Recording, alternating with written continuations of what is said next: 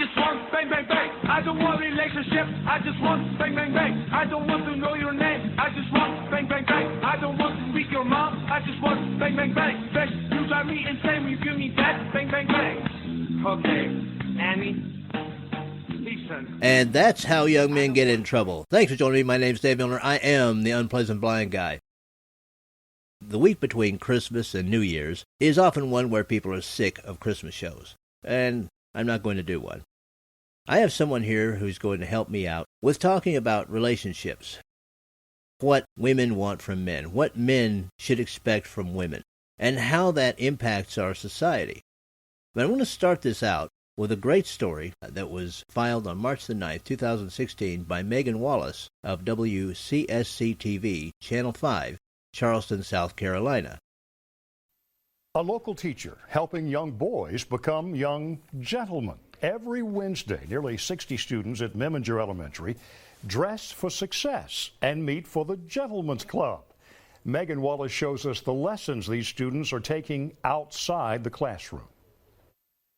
A gentleman is a nice person that helps people. Who taught you that?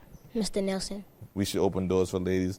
Raymond Nelson is the student support specialist at Meminger Elementary in downtown Charleston. I was just thinking, well, maybe if I have to keep the boys dressed for success. Nelson works with at-risk kids and wanted to do something to teach his students life lessons. When the last time you see somebody fighting in a tuxedo? When the students came back from winter break, Nelson started the Gentlemen's Club. Their motto, so look good, feel good, do good. Now, every Wednesday, dozens of 1st through 5th graders walk into class in their Sunday's best. They like the reaction of walking out the classrooms and everybody saying, oh, you look so nice, you look so handsome. So they just love it. It makes me feel like a gentleman. Nelson keeps a stash of jackets, vests, and ties at school for some of the kids who don't have their own. Coming left and right to get ties, jackets, slacks. Each week, they discuss a new topic. They have a lot of questions on how to be a gentleman. We're learning proper etiquette, manners, how to open up the door for ladies. And at 1st grade, some of the boys are still at the age where they consider girls to have cooties. So Nelson bases his lessons and examples off of how they would treat their sisters, mothers, and teachers. Treat ladies with kinds and stuff. And I know a lot of them struggle because a lot of them don't have men at home. So I just want them to grow up and think of the things that I teach them. Nelson shows them how to shake hands, make eye contact, open doors, and address elders. And just to have the great social skills so they can succeed. Nelson himself joined a similar group as a child. It helped me to be a better man, and I can spread the knowledge to the young boys. They perform well when they realize that someone cares about them. 2, 3. Megan Wallace, Live 5 News. I just love that idea. The Gentlemen's Club has been so successful that Meminger Charleston County School District officials say they want other local schools to begin their own gentlemen's programs in their schools.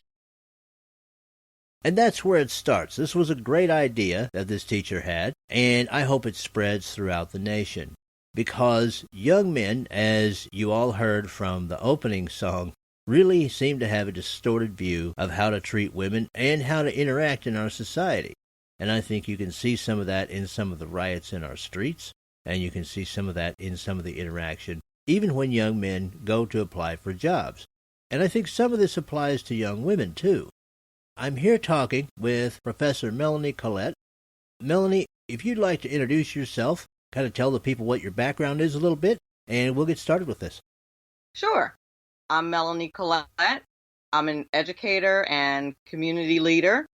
I have an undergraduate degree in business and a master's degree in public administration. And I teach technology and business technology in a high school and at Rowan University as well. I teach computing environments, but my passion is for education policy and all things politics and policy. Let me tell you guys the genesis of this. We were speaking in the Turbans, which is the chat room for Lonnie Poindexter's Lion Chasers Radio, which can be heard at 11 a.m. on Urban Family Talk. And the talk was about relationships, what young men are doing, and how that's impacting society, and the fact that young men haven't learned the basics of getting along with others and of being young gentlemen, as the teacher is trying to show his class to be. And Melanie and I spoke at some length about this.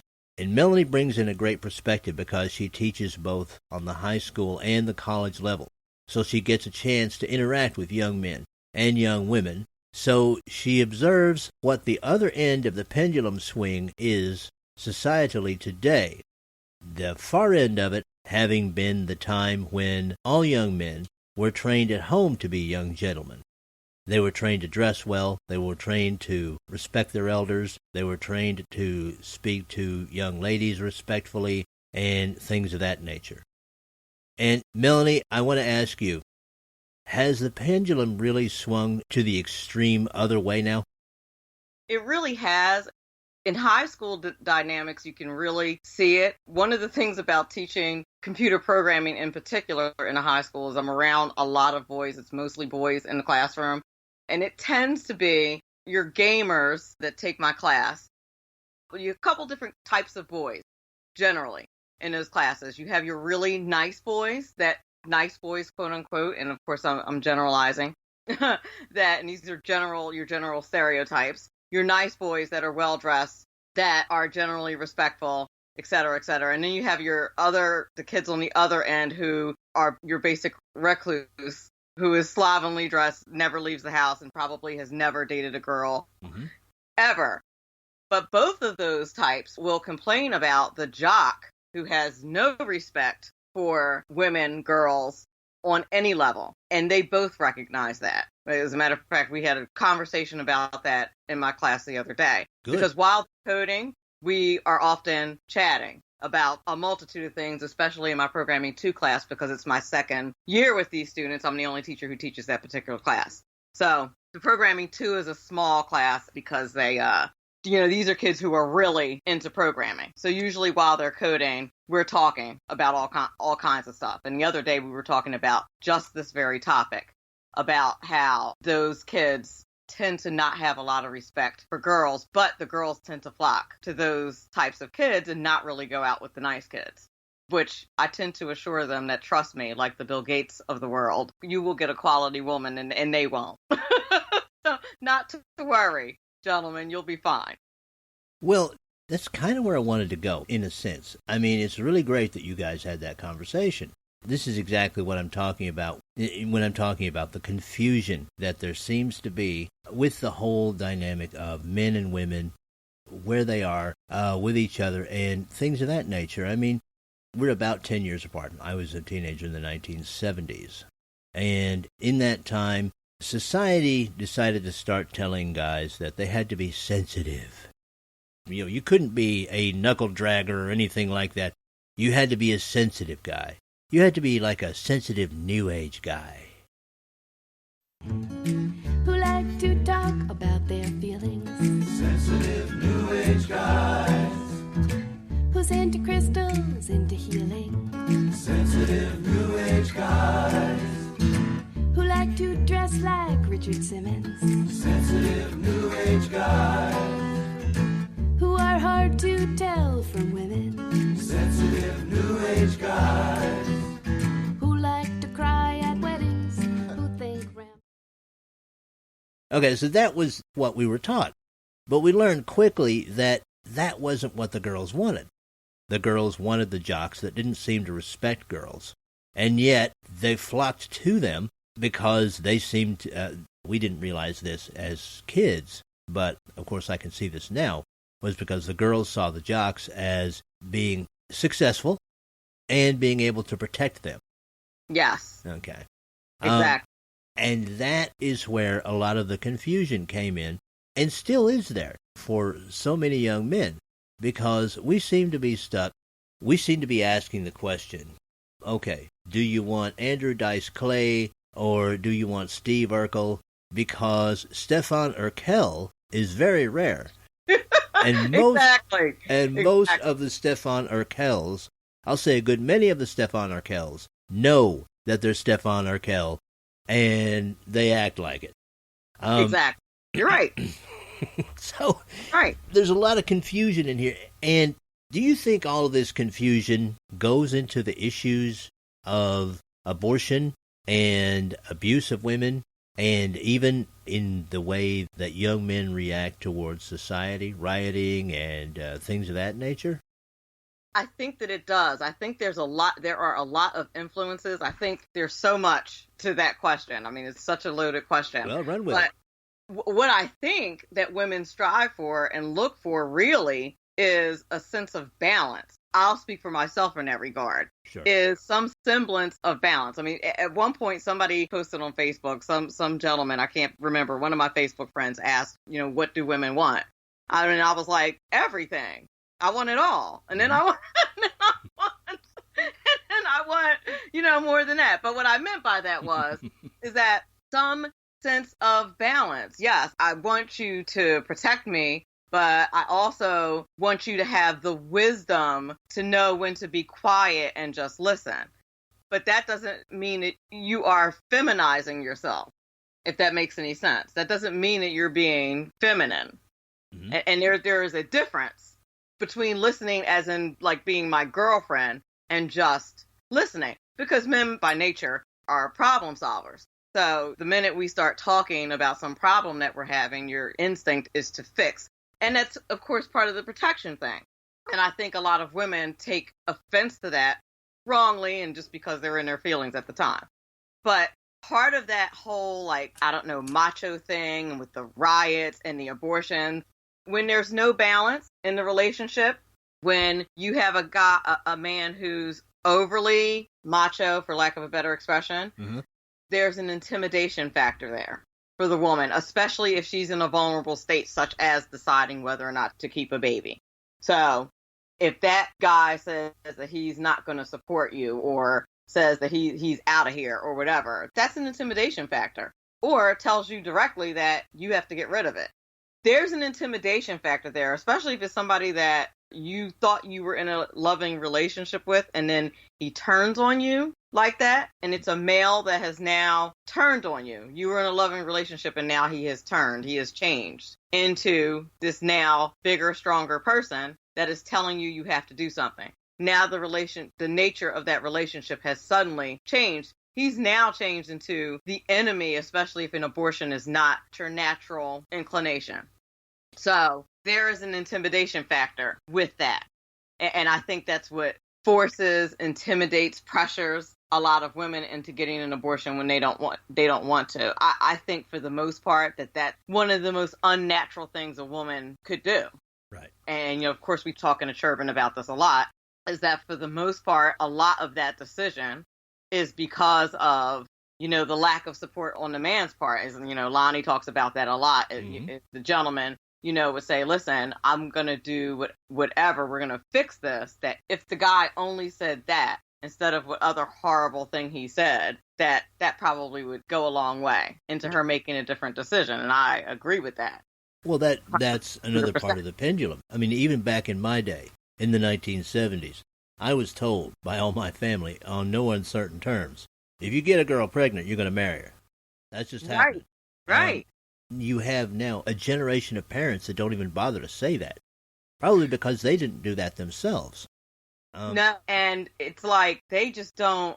I'm amazed, stunned by the number of children that have babies like it's nothing, mm-hmm. or abortions like it's nothing, like it is no big deal. And it's a huge deal. And I don't know if these parents are not talking to their kids. My mom talked to me all the time. Mm-hmm. But I don't know what these parents, but parents, we live in a generation where parents are, and at least this has been my experience, are so absorbed in their own lives that they are not engaged. Mm-hmm. I mean, when I find a parent that's engaged, I'm literally surprised. When I find a parent who is like really involved and knows what's going on in their kids' lives, I'm surprised. You ask a parent what the child's study schedule is. Well, I know he goes in his room and he says he's studying. My mother would have never accepted me saying I was studying. No, she stuck her head in. Oh, she told me she was studying? No. You sit at the kitchen table and study. Oh, there you go. You know what I mean? There's no going in your room and studying. That was never acceptable. And that's just parental laziness. I'm sorry. I do. And it's harsh for me to say, me not being a parent myself. Harsh away. Pardon me? I said harsh away. This is the unpleasant blind guy. But but it's the truth. Truth is not always pleasant. So be as real and harsh as you need to be. I've been in numerous parent meetings where parents have said to me, well, he's studying. And I would ask, well, when does he study? What time does he study? Where does he study? What's the study environment? Well, I don't know. He goes in his room and he's studying for hours. Really? Does he have his phone in there? Yes. Does he have his TV in there? Yes. Well, I'm going to guess he's probably not studying. And that's why he's not, and that's not, you know what I mean? I'm like, how about we study at the kitchen table where he can sit, where you can monitor that more closely? And like I said, it's, to me, in my opinion, it's lazy parenting. I was never allowed to study in my room. No. That's great. Well, again, back in my day, I was allowed to study in my room, yes. But if a report card came and the grades weren't up to snuff, then the study environment was changed. My grandparents, because that was who I was living with when I was in high school, would stick their heads in to make sure I had that book open and I was studying and I wasn't watching my TV or I wasn't listening to the radio. This was this was the 1970s, guys. This was way before the internet. Right. Well, way before easy access to the internet. Yeah. They made sure that I was doing that. I want to bring this back, Melanie, though, to the problem solvers thing. Because I think this is key for guys. When we see there's a problem, we want to solve it now. And I think that's where a lot of the miscommunication comes in because, fellas, your lady is not done talking yet. We're venting. We're really not looking for a solution because here's the thing, guys, we actually can fix it ourselves. We're capable of fixing it ourselves. That's not what we were looking for. We were actually looking for empathy. Now, go ahead. I will give you that we were probably looking in the wrong place. I will grant you that.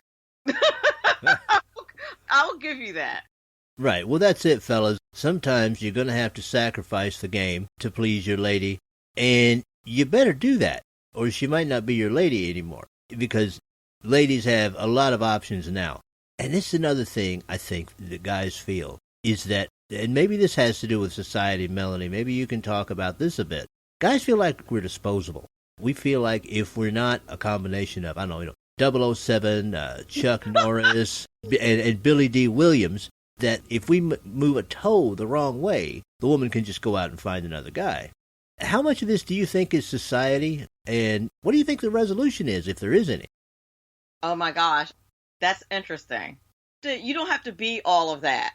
You really don't. What I think that has to be done, in my opinion, is listen to your woman and listen to what she says and not send it through your personal interpreter, but just listen to what she says. Not your interpretation of what women mean when they say that. What she says, how she feels, and what it is that she says that she wants, and nothing else. That particular woman, that specific woman. That's my opinion. Right. Because just like you just articulated, like that generalization, like that's what it seems like. Because I feel like my biggest frustration in relationships has been feeling like I'm not heard. That I'm personally not being heard. That like no matter what it is that I say, and I feel like I'm a really clear communicator, like in every other aspect of my life, I'm very well understood. I'm a teacher, for God's sake. So like my job is communicating effectively. And I have all these leadership roles where I give speeches and I communicate. And in relationships, I don't seem to be as effective. And I think that I talk the same way, but not being heard. And the sense that I get is that it's because there's this filter that, and I'm not going to say all men, I'm going to say the men that I've chosen. Mm-hmm. So I'm going to, what kind of self-respecting conservative would I be if I didn't take responsibility? Right. The men that I've chosen have had this filter where they are hearing what I'm saying, but they're sending it through their own filter instead of just taking what I'm saying at face value. You're like, okay, she is saying this, but what she means is X, Y, Z. And it's like, no, I said exactly what I meant. Right. And that is another sticking point, I think, between men and women because there are some ladies out there, and I want you to speak to this, because I'm not just bashing on the men, folks. It's not just about men, because the ladies are the other half in this sequence. There's some issues over there, too. Absolutely. Tons. I, like a lot of other guys, am rather literal about stuff like this. I will listen to a lady, but if she tells me, for instance, don't call me, I don't call. And you see incidents like that, where then the woman gets all angry because the man didn't call. Well, you told me not to call. See, I would never say that. You are absolutely right. There are tons. And I feel like that's why men get so confused, because a lot of women play those games. I don't.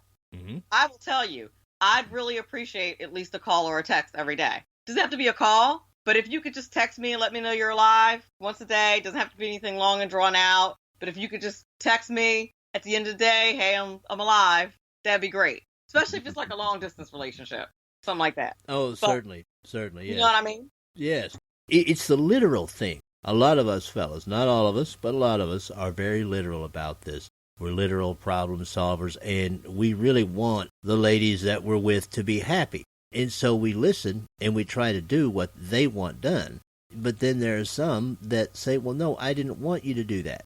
And right. And I'm like, well, why didn't you say what you wanted? I mean, I've had this conversation with my sister, with her relationships and stuff. And I'd say, well, why didn't you say that if that's what you wanted? Like, say what you wanted. I will say what I want. And that's what I have found frustrating, because I'm very direct. I am real clear. I am crystal. And so I get real frustrated when I'm like, okay, did I not say to you X, Y, Z very clearly? What wasn't clear about what I said? And I don't mean that as in like I gave you a direction and you were supposed to do that. What I mean was I ambiguous about the discussion that we had? Because I don't think that I was. Right. No, I tend to say exactly what I mean. I don't like playing games like that. And I don't want a man who's a robot. I don't think any woman really wants that. Oh, no. They might say that they want that, but that gets old real fast. There's nothing worse than a man who's a pushover and won't check you when you need to be checked. Oh, let me tell you, I think there has to be a balance. I think there has to be an honesty. Yes. How much do you think Christianity feeds into the healthy relationships between men and women and the unhealthy ones that seem to be going on now? How much do you think Christianity feeds into that? Here's the tough thing. My first marriage, I was very, very involved in the church that I was in. The whole nine, waited till we got married. I was married to an elder in the church. It went horribly wrong, and I do not blame Christianity at all. I blame the person I was married to and the elders in the church. It was a very abusive relationship. I think when done correctly, the way the Bible describes, it can be a beautiful thing. Mm-hmm. I think it can be beautiful. And I think that there's two sides. There's the woman's role and there's the male role.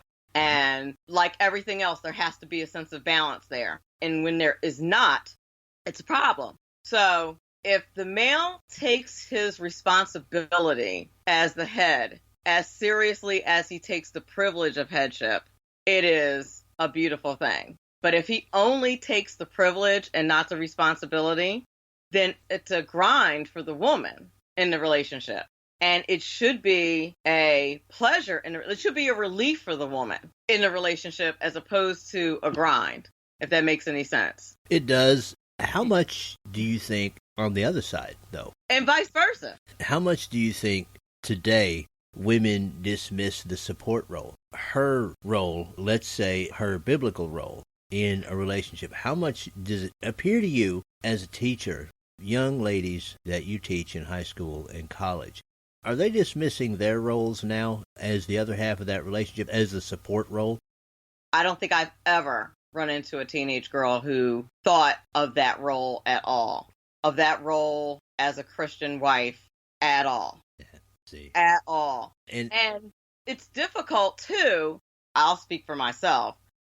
It's difficult to be specific about what that role is within an individual relationship when you've been independent for so long.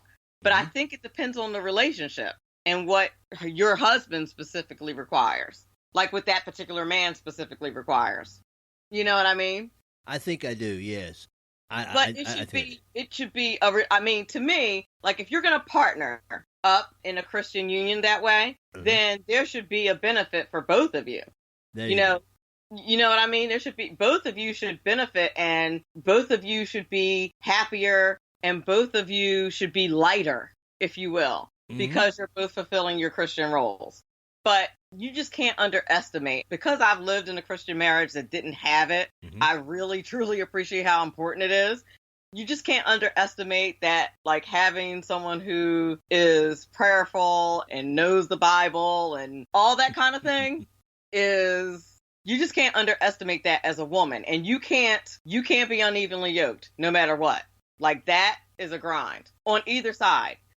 You know what I mean? I think I do. And don't turn your noses up at this, people. If there are agnostics, atheists, whatever, listening to this, don't turn your noses up at this. Because, as Lonnie Poindexter pointed out, only this week, I'm recording this early in December, only this week on Lion Chasers, the number of marriages where you find couples that have been together for 50 years is vastly small now compared to what it used to be. It's even hard to find people that have been together for 30 years. And what he was saying was that the Judeo-Christian ethics that bring people together and forge people in a marriage really helps them to lighten each other's load better. Right. And that's why they last for as many years as they do. But society and government, I wanted you to speak to this, Melanie. Society and government have decided to take part of the role of the marriage out. And this is for both men and women. Even with that, you have to see it the same way. Like, it's not enough. It's not enough for you to just be Christians. You have to agree fundamentally on how you're going to operate within that marriage as a Christian couple. If you don't have a fundamental agreement or evenly yoked as to how you're going to operate within that marriage, how you're going to operate with each other, and you are not absolutely 100% cool and tied in, linked in together on the absolute same page, it's not enough for you to just be Christians, is what I'm saying. That is just the beginning. My ex was a born-again Christian. I consider myself to be a Christian. He didn't consider me to be a Christian because we were not the same religion, and I didn't believe the same exact thing that he believed. You weren't the same denomination, you're saying? Correct. Okay. So so while I was out looking for a church and I would be reading different books and this, that, and the other, he would criticize me, just be very critical. And now, to me, as my head, he should have been taking me to his church, maybe opening the Bible, maybe praying, maybe doing different things. To me, criticizing is not like what Jesus would have done. And because I've read the Bible more than he has, he wasn't really in a position to talk to me about certain scriptures and stuff the way I could talk to him about certain scriptural things. So it was a bad situation. And as hard as I tried to like have those conversations, it just never, it's hard to have a conversation, a respectful conversation. It was like talking to a liberal. I'm just kidding. But not really. You know what I mean? When you have a lot more, when you do your homework. And I would have been open. I'm very open to those conversations. And I thought, we're both Christians. We both believe in Christ's sacrifice. So it'll be all good because those fundamental things we definitely agreed on. Right. But, there was some detailed doctrine that we didn't agree on. And he would just be like, you're going to hell. I'm like, okay, wow. Yeah, that's kind of a like, bold don't you statement. care that I'm going to hell? Shouldn't you be praying with me? Because, like, you're my man and you're the head of the household and stuff. So. Well, yeah, exactly. You know what I mean? So shouldn't you be, like, praying for me and, like, taking me to see your pastor and whatnot? But you don't even go to church. Well, yeah, there's that. But the other element of it all is government as husband and even government as wife now. Yeah. How much of a problem do you see this is in relationships right now? The government wants to be all things to all people, and that is the problem. A lot of that is why these young girls think that they can just have these babies, because the government's going to be the daddy. I'm friends on Facebook with a few of my former students who, no matter how much I've talked to them about not getting pregnant when they left school, course, they did, but but I'm not bitter.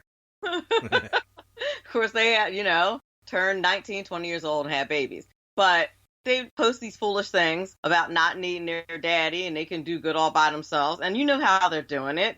The government is their daddy. Mm-hmm. And that's a problem because the dad needs to be there. The dad needs to be there to raise these boys. The dad needs to be there for those girls, to know how they're supposed to be treated.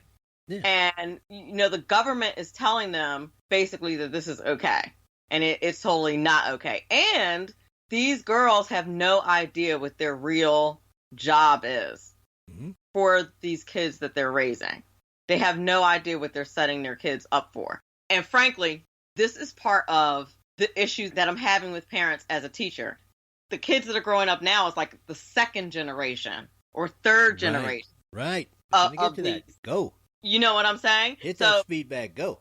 Absolutely. Well, yeah, because, a lot of the parents that I'm dealing with now, I'm 46 years old. A lot of the parents that I'm dealing with now are like a little bit younger than me. They might be 36. You know what I mean? Mm-hmm. They might be 30 years old. So, and now they have teenagers because they were, babies when they had babies. Mm-hmm. And listen, I can tell by their email addresses when I email them. Their email addresses are completely immature, just stupid. And I can tell that they're children themselves. And that's a lot of the problem. So it's because, you have these children that have no idea what they're doing. They have no idea how to raise kids, and they're just milling through life. They're telling their children things like, you don't need school because you can be, when I taught financial literacy, I had a student tell me one time that she doesn't need my class because I live in a resort area. She's going to work during the summer and go on unemployment in the winter because that's what her parents do, and that's just fine, and she doesn't need my class. Okay, so the family tradition. I said, well, who told you that? My mother. So now, when I have parents telling their kids that, as a teacher, what shot do I have? I got exactly. no shot. What I want to ask you here, do you think that not only young gentlemen's clubs in schools, but also young ladies' clubs in schools might help some of this situation? Because we see the problem. The problem is easily defined. But what are the solutions? Might those be part of the solution? I would venture to say that young ladies' clubs are needed even more. And the reason why I say this is because, as I mentioned in the Turban the other day, we were talking about whose responsibility is it and how abortion and things like that affect men. But, what I said, and it's sexist, however you want to put it, but ultimately, we as women are the gatekeepers. And I tell students all the time, especially my female students, especially around prom season, that we as women have nothing but our reputations. Our reputations, and it's sexist, it's unfair, but it is real life. That is how it is. And, I tell some of them, I'm like, you know what? The things that you do on prom night 20 years from now at your reunion, you will still be that girl. You could be the CEO at Apple, and you'll still be the girl that did whatever behind the bleachers during prom. Trust me, that is how it works. Your reputation is paramount. And, we can do things that are just irreversible as women. We can make mistakes. It's just the way we're built, the way we're made. That will harm us for life. It's just the way it is. So I would say that women, it's just even more important for young girls to have that kind of class, to know how to carry themselves. And just want to say, fellas, especially young men, trust me, you may not see those effects, but you can do the same thing. You can make stupid decisions as a young man, and 30, 40 years down the line, those consequences will still be there. So this isn't just about men. It isn't just about women. What this is about is finding the solution so that young men and young women can understand their roles. Now, not in the society the way the government and academia have told them that they have to act, because we're seeing the results of that in sexual abuse. We're seeing the results of that in riots. We're seeing the results of that in people who don't even know how to act in a class. We're seeing the results of that in people who don't even know how to apply for a job. My God, they bring their parents with them. We're seeing all of those results, and this is actually a positive program because I want to tell you guys out there that there is hope with things like these gentlemen's clubs, maybe some young ladies' clubs, things of that nature. If you're in a church, you might want to think about starting one up. or maybe start one up at your local community center. You don't need schools for this. This is great stuff to do. And if we bring our young people back to the fundamentals of how to treat each other and how to treat others, our society can only benefit. Melanie, sadly, I've got to stop the show. I think I could talk to you for about 6 hours, and we would have a great conversation, but I only have an hour. I want to thank you. I know it's late, and I really appreciate your taking time to be on The Unpleasant Blind Guy. And would you come back again? Absolutely. The pleasure was mine, Dave.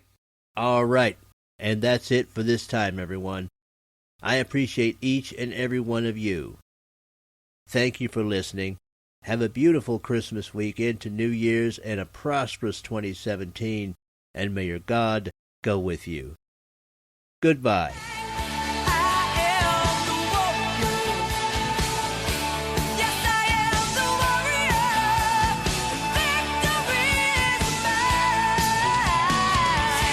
The Unpleasant Blind Guy is copyright 2016. Anno Domini.